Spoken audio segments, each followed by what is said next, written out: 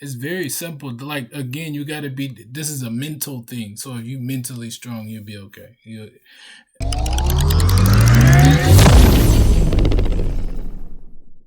It's kind of easy.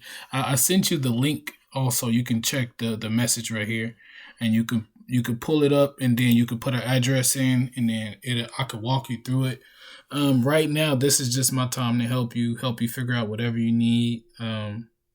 Let's put something together.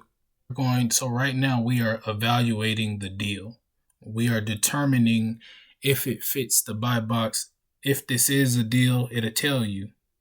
So that's what we're figuring out right now. So you can scroll down, roll the screen down. Yep, there you go. So before we do anything, you can look at the about property section. Yeah, click on that. Just I'm showing you through everything. So right there, there's the description. You may want to know as you are putting information in. Sometimes you might have Zillow open. It just depends on how you operate. If you go down to the listed by section right there, and then you got to scroll down because I can't see. Okay, so yep. So usually right there, it'll have the agent's name, the agent's phone number, the agent's email. It'll tell you everything about the agent, whoever listed the actual listing. It'll have that information right there. But right now it says anonymous, which makes it a little nervous for me. Good though. We're practicing right now. So where it says cash at, you're going to be on the cash section because you are doing section 8. Yep, I can see it. So right here, so what you will be doing right here is confirming everything that's on Zillow, which is right here. Sometimes it may be missing a bedroom. You may have to tweak it.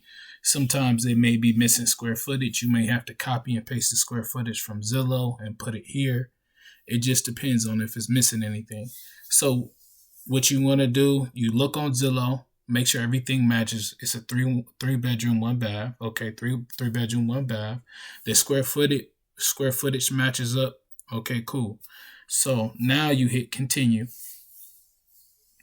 And the reason why that's important is because as you are sending it through their landing page, that information you will need to confirm it a few different times. So you want to know. So the difference between a fix and flip is a property that needs to be like there's a lot of work that needs to be done. And you're looking at more than 10K probably, depending on how Richard's criteria is set up. You would go to fix and flip if you know it looks if it looks like it need work, we're going to go there. But right now we're focused on section 8. So section 8 is a low income housing facility. You can click on that. Then so the next thing is going to do, which this is what I like, it calculates it for you. So where it says calculate rehab, click on it.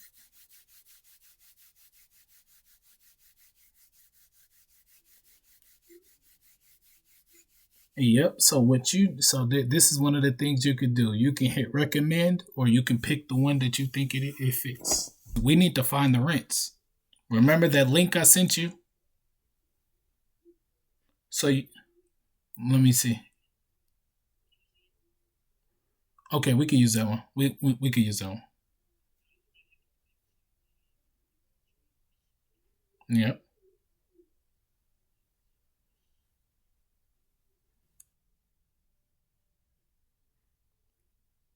All right. Yep. Okay. Perfect. Put it right there. Yep.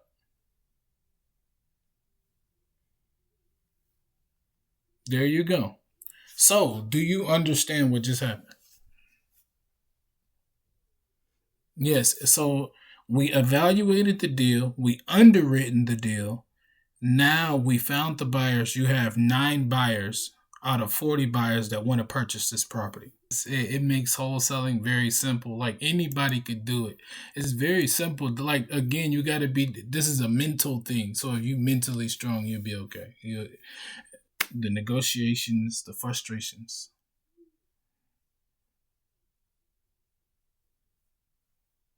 Say being around elite people.